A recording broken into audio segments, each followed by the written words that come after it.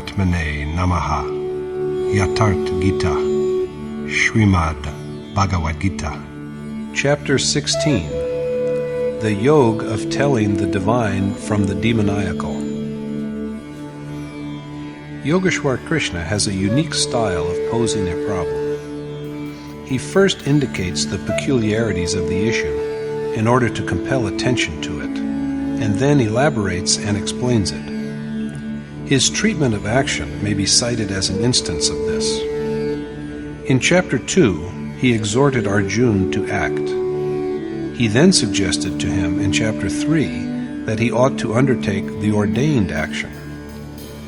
Elucidating its nature, he pointed out that the performance of yajna is action.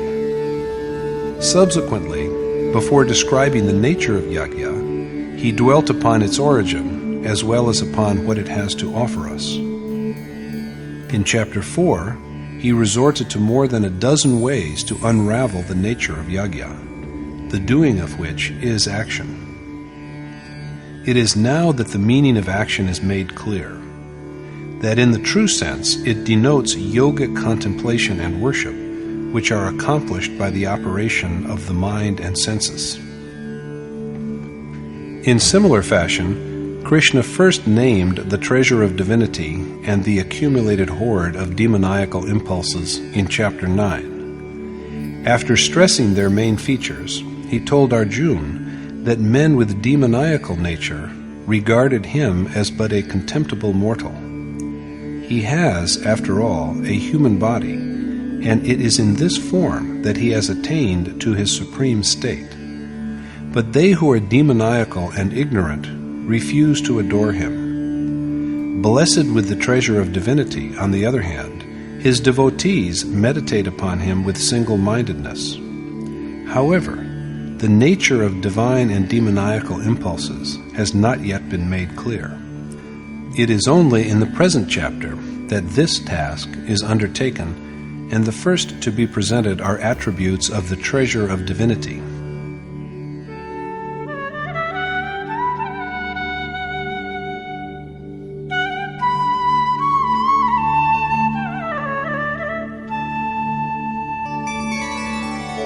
Abhayam sattva samshuddhir jnana yoga vyavasthiti danam damascha yajnascha swadhyayastapa arjavam.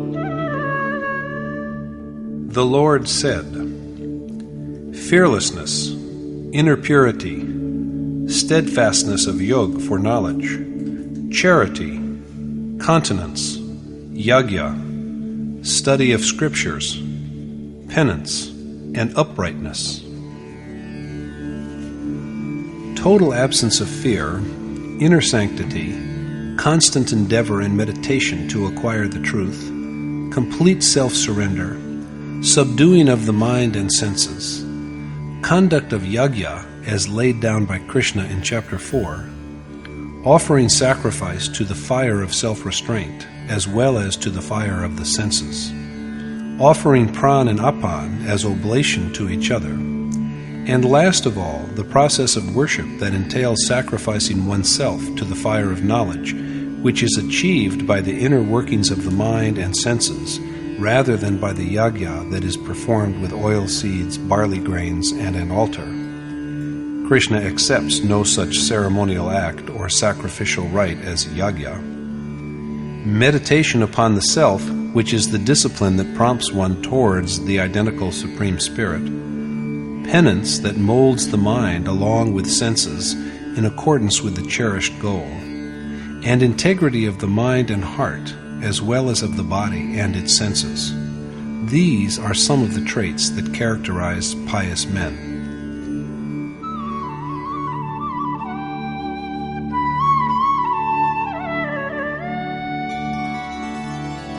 Ahimsa satyama krodhas tyagah shantirapayshunam daya bhuteshvalo luptvam mardavam dhira chapalam.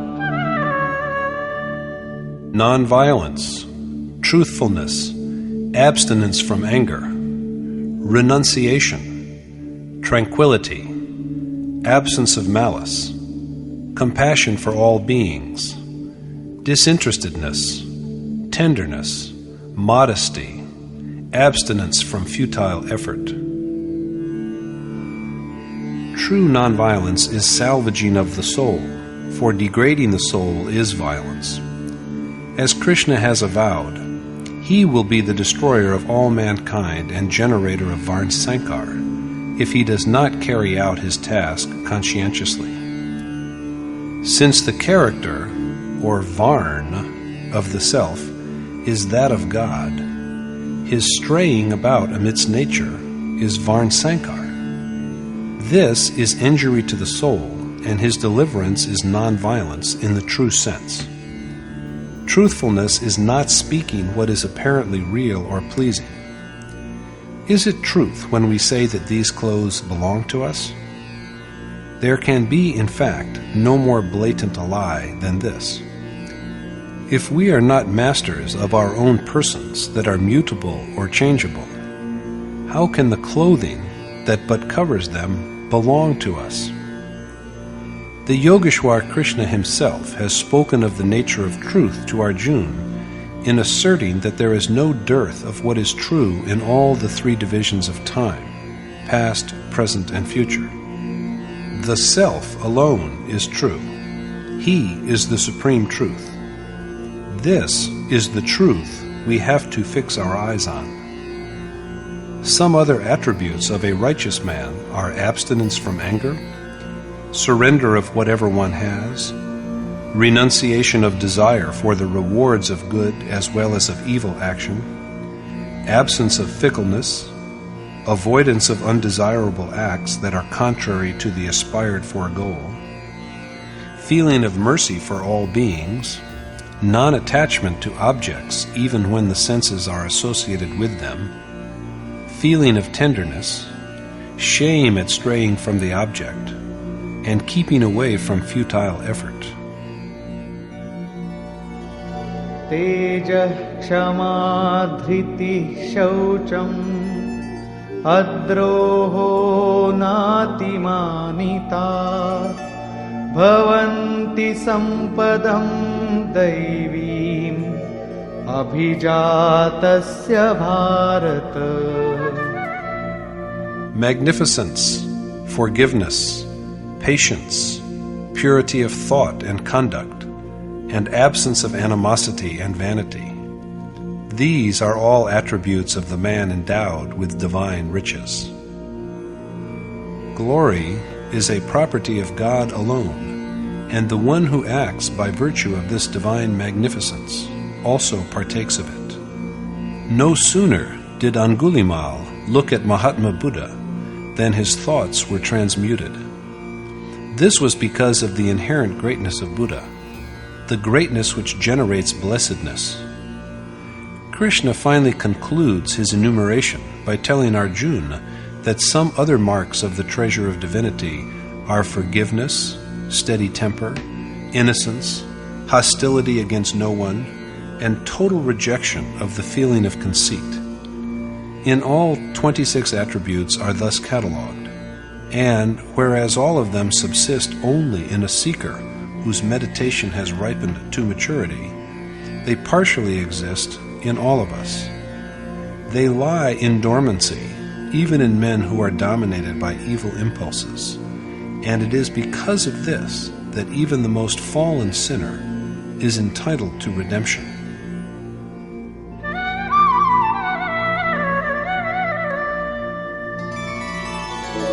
दम्भोदर्पोऽभिमानश्च क्रोधः पारुष्यमेव च अज्ञानं चाभिजातस्य पार्थसम्पदमासुरी. Ostentation, arrogance, and conceit, as well as wrath, harsh speech, and ignorance, are all, O part Arjuna, the qualities of a man with devilish character. Now the respective operations of the two kinds of character are elaborated. Daivi sampadvimokshaya nibandhaya surimata ma shucha sampadam daivi abhijatosi pandava. Since it is established, O Pandav Arjuna, that while the treasure of divinity liberates, and the demoniacal state acts as a shackle, you have no need to grieve, for you are blessed with divine riches. Possessed as he is of a sacred disposition, Arjuna will surely attain to salvation, and thus to the state of Krishna himself. But in whom do the wealth of divinity and demoniacal impulses abide?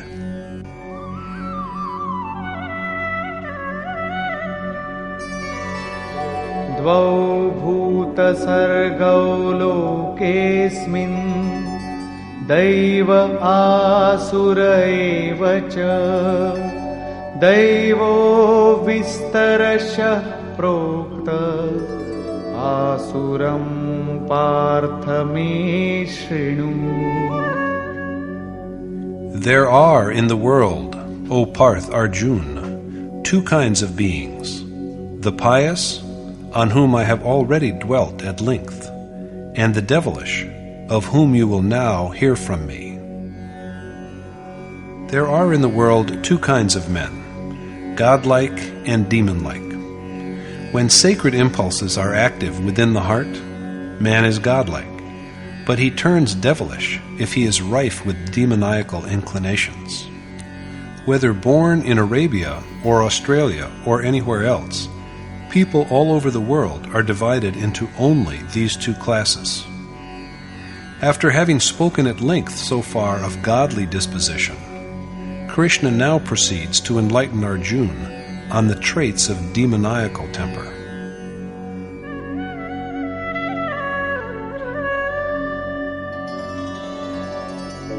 Pravrittincha nivrittincha janana vidurasura na shaucham napi chacharo na satyam teshu vidyate. Wanting in inclination to both engage in proper action and avoid improper acts, the demoniacal have neither purity nor the right conduct, nor even truthfulness. Men with devilish predilections are ignorant both of that which is worthy of being done and of that which ought to be escaped, because it is unrighteous. So they are bereft of innocence, just conduct, and of the eternal verities. How their minds function is represented in the following verse. Asatyam apratishtham te Jagadahuranishwaram aparaspara sambhutam kimanyat kama hetukam. Since the world, they say, is unreal, without shelter and God, and created by itself through mutual male-female intercourse, what else is it for except physical indulgence? With such an assumption, the only purpose of worldly life is enjoyment of sensual pleasures. What else is there besides them?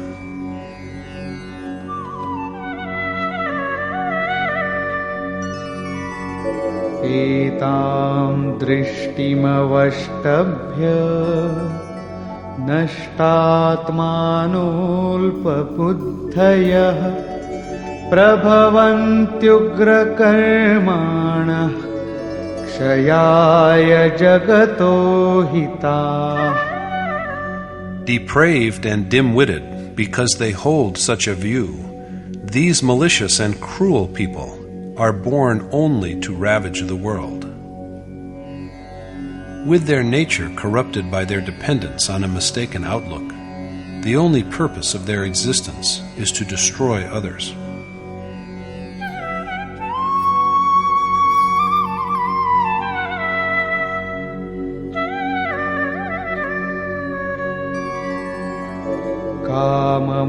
काममाश्रित्य दुष्पूरम् दम्भमानमदान्विताः मोहाद् गृहीत्वात् सद्ग्राहान् प्रवर्तन्ते शुचिव्रताः.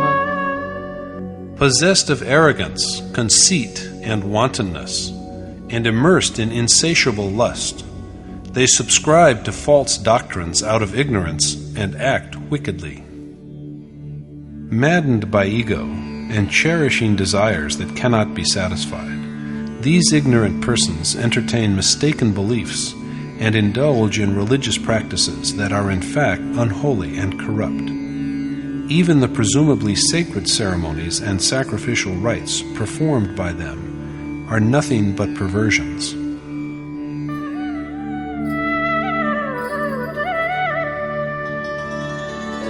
चिन्तामपरिमेयाञ्च प्रलयान्तामुपाश्रिताः कामोपभोगपरमा एतावदिति निश्चिताः. Beset by countless anxieties that stretch right up to death and absorbed in the enjoyment of sensual objects, they are firmly convinced that satisfaction of carnal desires is the highest goal. Gratification of sensual desires is the only happiness for them, and they are so enamored of this thought that they strive only to have as much pleasure as they can, for there is to them nothing beyond this.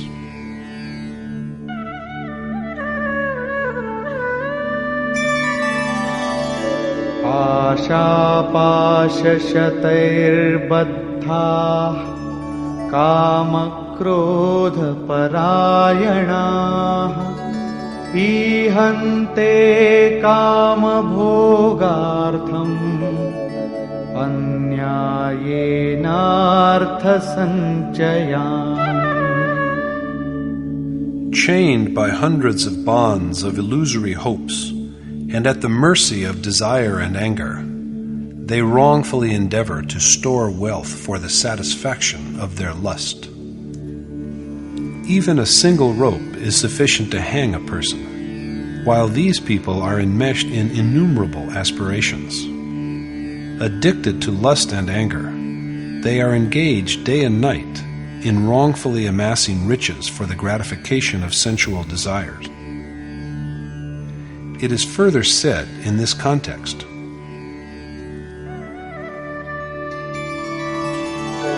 इदमद्य मया लब्धम् इमं प्राप्स्ये मनोरथम् इदमस्तीदमपि मे भविष्यति पुनर्धनम्.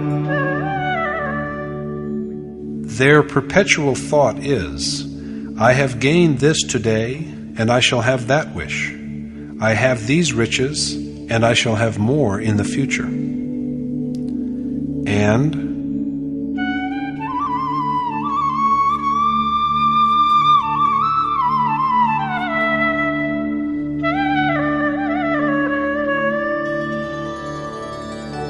असौ मया हतः शत्रुः हनिष्ये चापरानपि ईश्वरोऽहमहं भोगी सिद्धोऽहं बलवान् सुखी. I have slain that enemy, and I shall also slay other enemies. I am God, and the holder of sovereignty.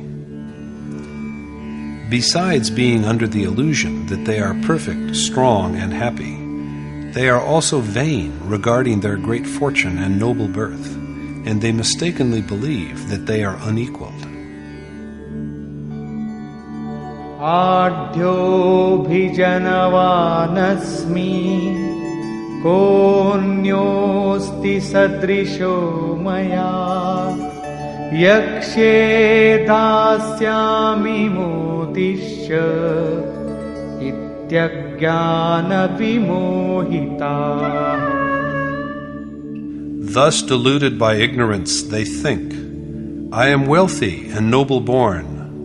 Who can equal me? I shall perform yajna, give alms, and lead a life of bliss. They are victims of even more delusions. However, there is a problem here. All that these men do are said to be an outcome of ignorance. Is it, we may ask, also ignorance to practice yajna and charity? Before further dwelling upon the problem in the 17th verse, Krishna takes up the question of the ultimate end of these ignorant, deluded men in the following verse.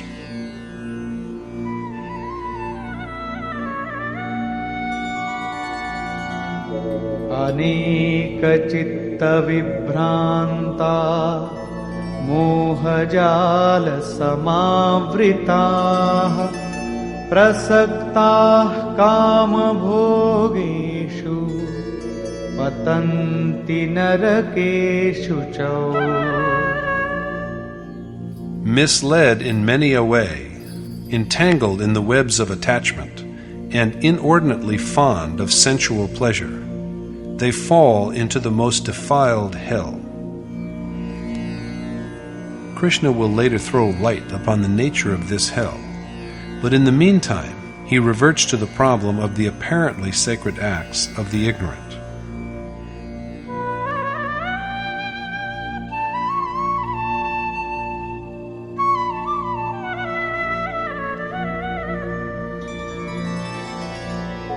Atmasambhavita stabdha dhanamanamadhanvita yajante namayagyaiste dambhena vidhipurvakam.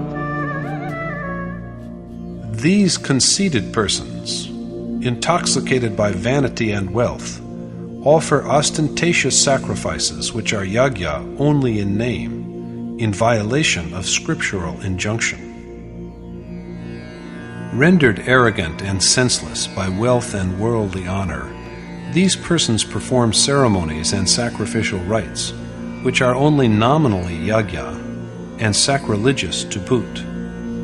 They do not observe the mode of worship laid down by Yogeshwar Krishna in verses 24 through 33 and 10 through 17 of chapter 4 and chapter 6, respectively.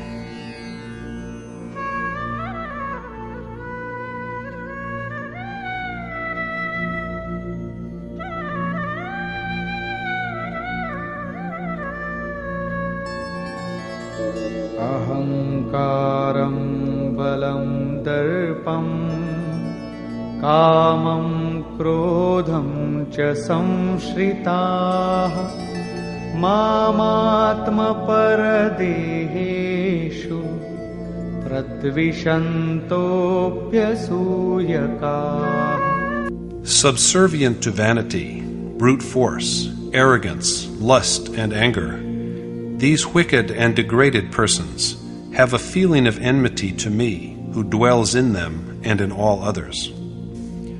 According to Scripture, memory of God is yajna. They who forsake this way and perform only nominal yajna, or do something or the other instead of yajna, abhor God and are hostile to Him. But there are persons who continue to abhor and are yet saved. Are these enemies of God also going to be saved? Krishna's answer to the question is that it is not so.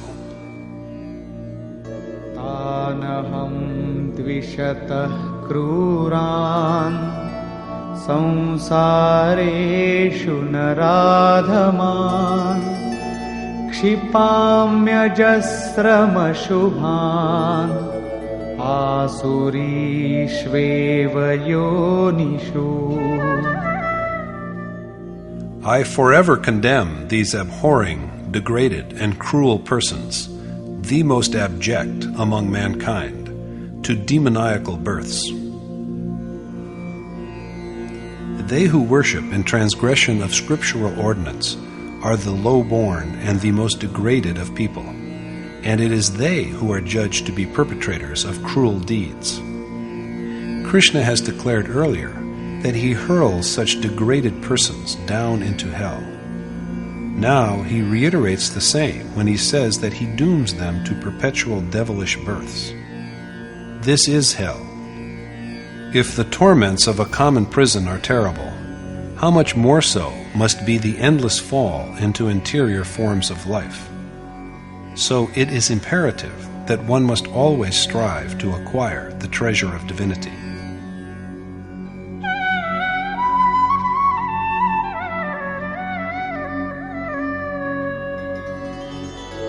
आसुरीं योनिमापन्ना मूढा जन्मनि जन्मनि मामप्राप्यैव कौन्तेय ततो यान्त्यधमां गतिम्. Instead of realizing me, O son of Kunti, these ignorant fools, conceived in devilish wombs birth after birth, are doomed to fall yet lower to the most degraded state. This degradation is given the name of hell. So let us now view the origin of this hell.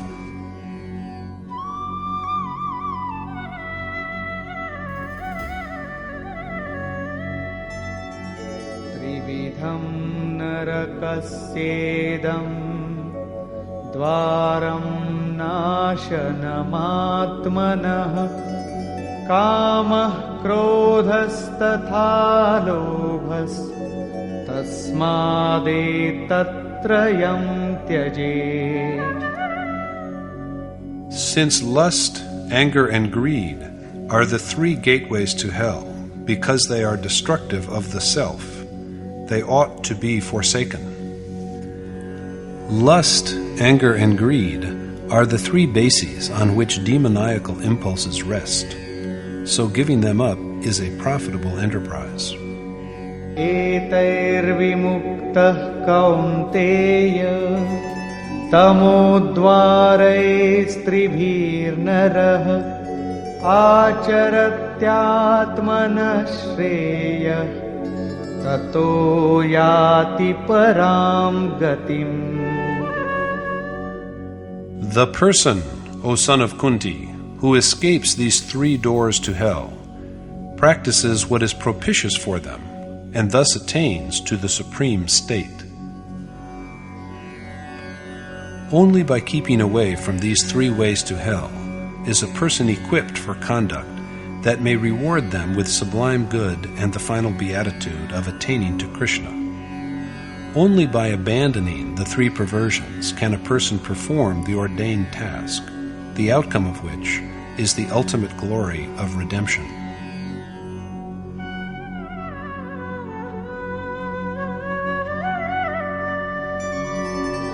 यशास्त्रविधिमुत्सृज्य वर्तते कामकारतः न स सिद्धिमवाप्नोति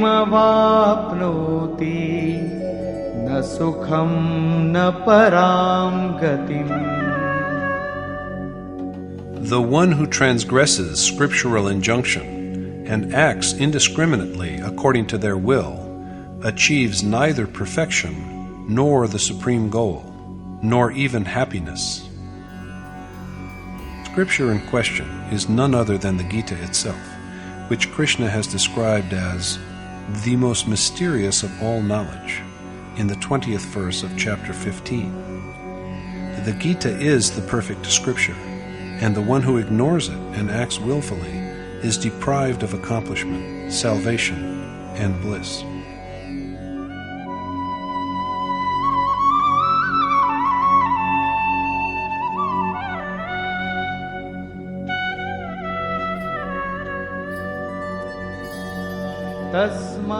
शास्त्रं प्रमाणन्ते कार्याकार्यव्यवस्थितौ ज्ञात्वा शास्त्रविधानोक्तं कर्म कर्तुमिहार्हसि.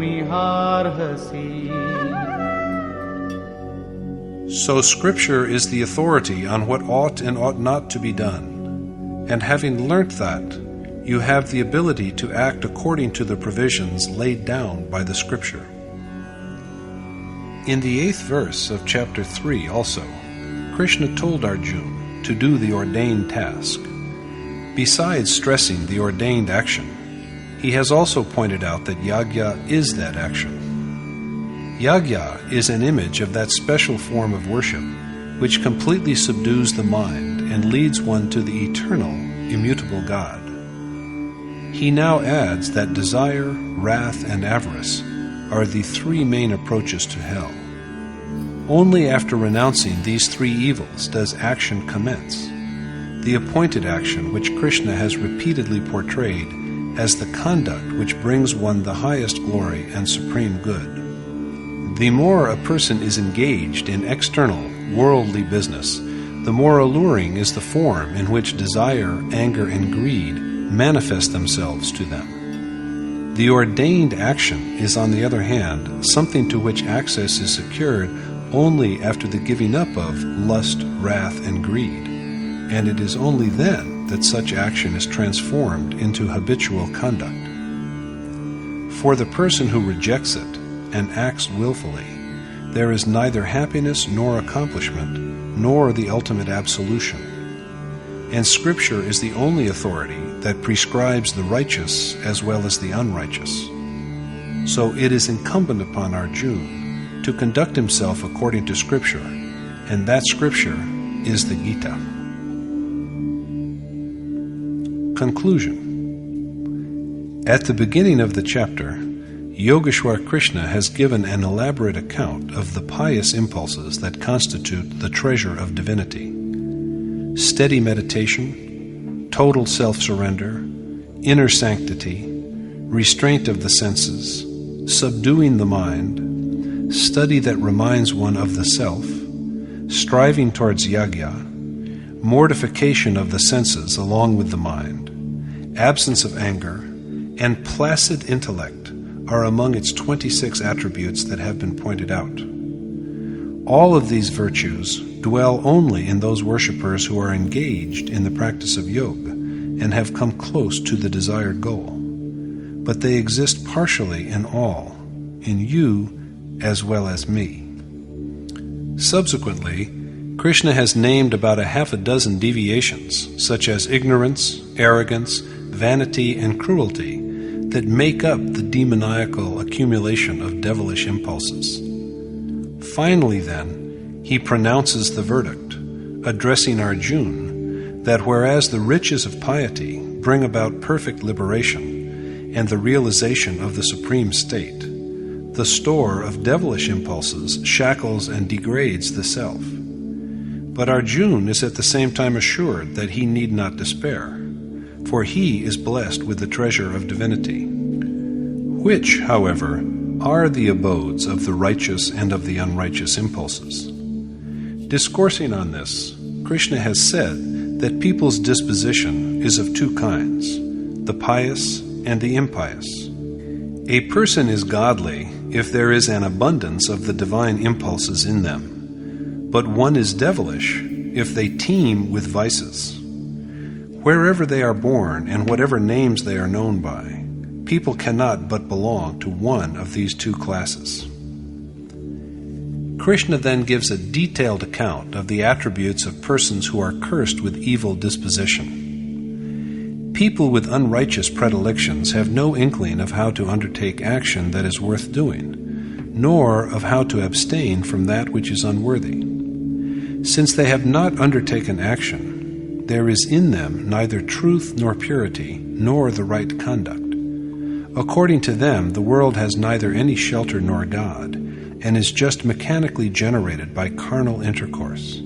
So indulgence is their ultimate goal, for there is nothing beyond it for them. Such a delusion was common in Krishna's age also. In fact, it has always existed.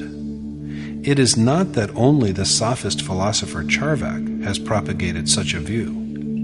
It will be there so long as the human psyche is subject to the rise and ebb of divine and devilish instincts. According to Krishna, dim-witted, cruel men are born only to harm others and to destroy whatever is propitious. They insist that since they have slain one foe, they will now slay another. So Krishna tells Arjuna that rather than slaying their foes, these men who are slaves to lust and anger are really hostile to him, the God that exists within them, as well as all others. Did Arjuna kill the warrior Jayadrath and others under a vow? If he did, he is but a demoniacal character. He is then an enemy of God. But Krishna has explicitly declared that Arjuna is blessed with divine riches. That is why he has been counseled not to despair. There is thus another evidence here that God resides in the hearts of all. It ought to be kept in mind that there is a power above that is constantly watching us. So it is essential that our conduct and performance of action should be in keeping with what is ordained by Scripture, or else there is imminent punishment. Yogeshwar Krishna has said that he forever hurls down demoniacal, cruel men again and again into hell. But what is the form of this hell? According to Krishna, hell is repeatedly falling into low, sordid births. They are thus synonymous expressions. This degradation of the self is hell, and lust, anger, and greed are the three chief gateways to it. These are the three bases of demoniacal tendencies. Only a renunciation of these three marks the commencement of the action which has time and again been discoursed upon by Krishna. Lust, anger, and greed appear even more tempting to those who are the more intensely absorbed in worldly affairs, or even in decorous fulfillment of social obligations. Truly, therefore, only by eschewing these three does one gain admittance to the ordained action. And the Scripture, the Gita, is therefore the only authority to turn to when one is faced by the dilemma of what to do and what not to do, of that which is worthy of doing and that which is unworthy. So the injunction is to undertake only the unique action ordained by this holy book, the true action. Thus, Yogeshwar Krishna has in this chapter elaborately described divine as well as devilish impulses, and indicated that the human heart itself is the habitat of both. Thus concludes the 16th chapter in the Upanishad of the Srimad Bhagavad Gita on the knowledge of Supreme Spirit, the science of yoga, and the dialogue between Krishna and Arjuna, entitled Dewasur Sampati Vibhag Yoga, or the yoga of telling the divine from the demoniacal. Thus concludes Swami Adgaranand's exposition of the 16th chapter of the Srimad Bhagavad Gita in Yatharth Gita. Hari Om Tat Sat.